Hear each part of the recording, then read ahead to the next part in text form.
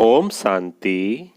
आज 12 जनवरी 2021 की मुरली में बाबा ने कहा, मीठे बच्चे, पढ़ाई और देवी कैरेक्टर्स का रजिस्टर रखो।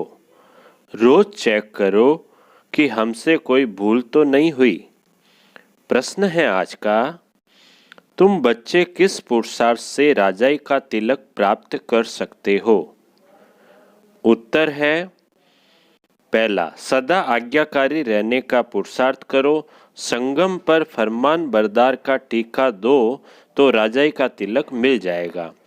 बेवफादार अर्थात आज्ञा को न मानने वाले राजाई का तिलक नहीं प्राप्त कर सकते। दूसरा, कोई भी बीमारी सर्जन से छिपाओ नहीं, छिपाएंगे तो पद कम हो जाएगा। बाप जैसा प्यार का सागर बनो तो राजाई का तिलक मिल जाएगा। अब सुनते हैं मुरली विस्तार से। ओम शांति। रूहानी बाप रूहानी बच्चों को समझा रहे हैं, पढ़ाई माना समझ। तुम बच्चे समझते हो ये पढ़ाई बहुत सहज और बहुत ऊंची है और बहुत ऊंच पद देने वाली है। यह सिर्फ तुम बच्चे ही जानते हो कि यह पढ़ाई हम विश्व का मालिक बनने के लिए पढ़ रहे हैं। तो पढ़ने वालों को बहुत खुशी होनी चाहिए। कितनी ऊंची पढ़ाई है। यह वही गीता एपिसोड भी है, संगम युग भी है। तुम बच्चे अब जगे हो, बाकी सब सोए पड़े हैं। गायन भी है, माया की नींद में सोए पड़े हैं। तुमको बाबा ने आकर जगाया है। सिर्फ एक बात पर समझाते हैं, मीठे बच्चे, याद की यात्रा के बल से तुम सारे विश्व पर राज्य करो, जैसे कल्प पहले किया था। यह स्मृति बाप दिलाते हैं। बच्चे भी समझते हैं हमें स्मृति आई। कल्प कल्प हम इस योग बल से विश्व का मालिक बनते हैं और फिर देवी गुण भी धारण किए हैं। योग पर ही पूरा ध्यान देना है। इस योग बल से तुम बच्चों में ऑटोमेटिकली देवी गुण आ जाते हैं। बरोबर यह इम्तिहान है ही मनुष्य से देवता बनने का। ये इम्तिहान किस चीज है? मनुष्य से हमको देवता बनाता है।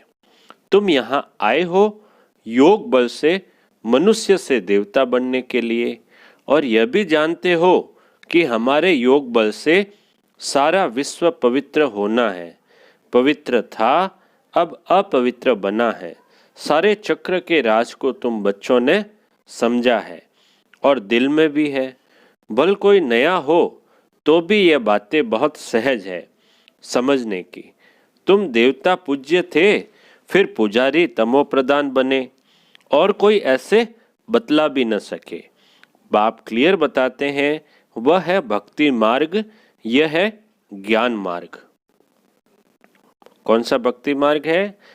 अभी जो चलता है वो भक्ति मार्ग है, और बाबा का ज्ञान है वो ज्ञान मार्ग है। भक्ति पास्ट हो गई, पास्ट की बात चितवो नहीं, वो तो गिरने की बात है। बाप अब चढ़ने की बातें सुना रहे हैं। बाबा के ज्ञान से तो चढ़ेंगे ना, वापस सत्युग की ओर जा रहे हैं, और वो सब गिरने की बातें हैं। बच्चे भी जानते हैं हमको देवी गुण धारण करने हैं जरूर। रोज चार्ट लिखना चाहिए, हम कितना समय याद में रहते हैं, हमारे से क्या क्या भूलें हुई। भूल की भारी चोट भी लगती है। उस पढ़ाई में भी कैरेक्टर्स देखे जाते हैं। लौकिक पढ़ाई होती है ना, उसमें भी कैरेक्टर्स मतलब उसका चरित्र देखते हैं, कैसे कैरेक्टर्स है। तो भूल की भारी चोट भी लगती है, उस पढ़ाई में भी कैरेक्टर्स देखे जाते हैं, इसमें भी कैरेक्टर देखा जाता है। इसी प्रकार बाबा के इस पढ़ाई में भी कैरेक्टर देखा जाता है। बाप तो तुम्हारे कल्याण के लिए ही कहते हैं, उसमें भी रजिस्टर रखते हैं पढ़ाई का और कैरेक्टर का। यहाँ भी बच्चों का देवी कैरेक्टर बनाना है। भूल न हो ये संभाल करनी है। मेरे से कोई भूल तो नहीं हुई, इसलिए कचहरी भी करते हैं। और कोई स्कूल आदि में कचहरी नहीं होती। अपने दिल से पूछना है। बाप ने समझाया है, माया के कारण कुछ न कुछ अवज्ञाएं होती रहती है। शुरू में भी कचहरी होती थी। बच्चे सच बताते थे, बाप समझाते रहते हैं। अगर सच न बताया तो वह भूले वृद्धि को पाती रहेगी। उल्टा और भूल का दंड मिल जाता है। भूल न बताने से फिर ना फरमान बरदार का टीका लग जाता है। बाबा कहते हैं अगर भूल नहीं बताओगे तो फिर क्या कहलाओगे? ना फरमान बरदार। फिर राजाई का तिलक मिल न सके और उससे राजाई का तिलक नहीं मिलेगा। आज्ञा नहीं मानते हैं, बेवफादार बनते हैं तो राजाई पा नहीं सकते। सर्जन भिन्न भिन्न प्रकार से समझाते रहते हैं। सर्जन से अगर बीमारी छिपाएंगे तो पद भी कम हो जाएगा। सर्जन को बताने से कोई मार तो नहीं पड़ती है ना। बाप सिर्फ कहेंगे सावधान, फिर अगर ऐसी भूल करेंगे तो नुकसान को पाएंगे। पद बहुत कम हो जाएगा। वहां तो नेचुरल देवी चलन होगी। यहाँ पुरुषार्थ करना है, घड़ी घड़ी फैल नहीं होना है। बाप कहते हैं बच्चे जास्ती भूल न करो। बाप बहुत प्यार का सागर है। बच्चों को भी बनना है। यथा बाप तथा बच्चे, यथा राजा रानी तथा प्रजा। बाबा तो राजा है नहीं, तुम जानते हो बाबा हमको आप समान बनाते हैं। बाप की जो महिमा करते हैं वह तुम्हारी भी होनी चाहिए। बाबा समान बनना है। माया बड़ी प्रबल है, तुमको रजिस्टर रखने नहीं देती है। माया बहुत प्रबल है, बाबा कहते हैं तुमको रजिस्टर रखने नहीं देती। माया के फंदे में तो पूरे फंसे हुए हो। माया की जेल से तुम निकल नहीं सकते हो। सच बताते नहीं हो। तो बाप कहते हैं एक्यूरेट याद का चार्ट रखो। सुबह को उठ बाबा को याद करो। बाप की ही महिमा करो। बाबा आप हमको विश्व का मालिक बनाते हो तो हम आपकी महिमा करेंगे। बाबा को कहो कि आप तो हमें विश्व का मालिक बनाते हो तो हम आपकी महिमा करेंगे। भक्ति मार्ग में कितनी महिमा गाते हैं, उनको तो कुछ भी पता नहीं। देवताओं की महिमा है नहीं, महिमा है तुम ब्राह्मणों की। सबको सद्गति देने वाला भी एक बाप है। वह क्रिएटर भी है, डायरेक्टर भी है, सर्विस भी करते हैं और बच्चों को समझाते भी हैं। प्रैक्टिकल में कहते हैं वो तो सिर्फ भगवानुवाद सुनते रहते हैं शास्त्रों से, गीता पढ़ते आते हैं, फिर उनसे मिलता क्या है? कितना प्रेम से बैठ पढ़ते हैं, भक्ति करते हैं, पता नहीं पड़ता कि इनसे क्या होगा। यह नहीं जानते कि हम नीचे ही सीढ़ी उतर रहे हैं। दिन प्रतिदिन तमो प्रदान बनना ही है। सीढ़ी तो नीचे उतर रहे ना, तो बाबा कहते हैं दिन प्रतिदिन तमो प्रदान बनना ही है। ड्रामा में नूंद ही ऐसी है, तो ड्रामा में नूंद है इसलिए बनना ही है। इस सीढ़ी का राज सिवाय बाप के कोई समझा न सके। शिव बाबा ही ब्रह्मा द्वारा समझाते हैं। कौन समझाता है? शिव बाबा। किसके द्वारा? ब्रह्मा द्वारा। यह भी इनसे समझकर फिर तुमको समझाते हैं। कौन? ब्रह्मा बाबा शिव बाबा से समझते हैं और फिर हम सबको समझाते हैं। मूल बड़ा टीचर, बड़ा सर्जन तो बाप ही है। मेन जो टीचर है या बड़ा सर्जन है वो बाप ही है। उनको ही याद करना है। ऐसे नहीं कहते कि ब्राह्मणी को याद करो। याद तो एक की रखनी है, कभी भी किसी के साथ मोह नहीं रखना है। एक बाप से ही शिक्षा लेनी है। निर्मोही भी बनना है। इसमें बड़ी मेहनत चाहिए। सारी पुरानी दुनिया से वैराग्य, यह तो खत्म हुई पड़ी है। इसमें लव व आसक्ति कुछ भी नहीं। कितने बड़े बड़े मकान आदि बनाते रहते हैं, उनको यह भी पता नहीं कि यह पुरानी दुनिया बाकी कितना समय है। तुम बच्चे अब जगे हो, औरों को भी जगाते हो। बाप आत्माओं को ही जगाते हैं। घड़ी घड़ी कहते हैं अपने को आत्मा समझो। शरीर समझते हो तो जैसे सोए पड़े हो। अपने को आत्मा समझो और बाप को भी याद करो। आत्मा पतित है तो शरीर भी पतित मिलता है, आत्मा पावन तो शरीर भी पावन मिलता है। बाप समझाते हैं तुम ही इस देवी देवता घराने के थे, फिर तुम ही बन जाएंगे। कितना सहज है। ऐसे बेहद के बाप को हम क्यों नहीं याद करेंगे। सुबह उठकर भी बाप को याद करो। बाबा आपकी तो कमाल है, आप हमको कितना ऊंच देवी देवता बनाकर फिर निर्वाण धाम में बैठ जाते हो। इतना ऊंच तो कोई बना न सके। आप कितना सहज कर बतलाते हो। बाप कहते हैं जितना टाइम मिले कामकाज करते हुए भी बाप को याद कर सकते हो। याद ही तुम्हारा बेड़ा पार करने वाली है, अर्थात कलयुग से उस पार शिवालय में ले जाने वाली है। शिवालय को भी याद करना है। शिव बाबा का स्थापन किया हुआ स्वर्ग तो दोनों की याद आती है। शिव बाबा को याद करने से हम स्वर्ग के मालिक बनेंगे। यह पढ़ाई है ही नई दुनिया के लिए। बाप भी नई दुनिया स्थापन करने आते हैं। जरूर बाप आकर कोई तो कर्तव्य करेंगे ना। तुम देखते भी हो मैं पाठ बजा रहा हूँ ड्रामा के प्लान अनुसार। तुम बच्चों को 5000 वर्ष पहले वाली याद की यात्रा और आदि मध्य अंत का राज बताता हूँ। तुम जानते हो हर 5000 वर्ष के बाद बाबा हमारे सम्मुख आता है। आत्मा ही बोलती है, शरीर नहीं बोलेगा। बाप बच्चों को शिक्षा देते हैं आत्मा को ही प्योर बनाना है। आत्मा को एक बार ही प्योर होना होता है। बाबा कहते हैं मैंने अनेक बार तुमको पढ़ाया फिर भी पढ़ाऊंगा, ऐसे कोई सन्यासी कह न सके।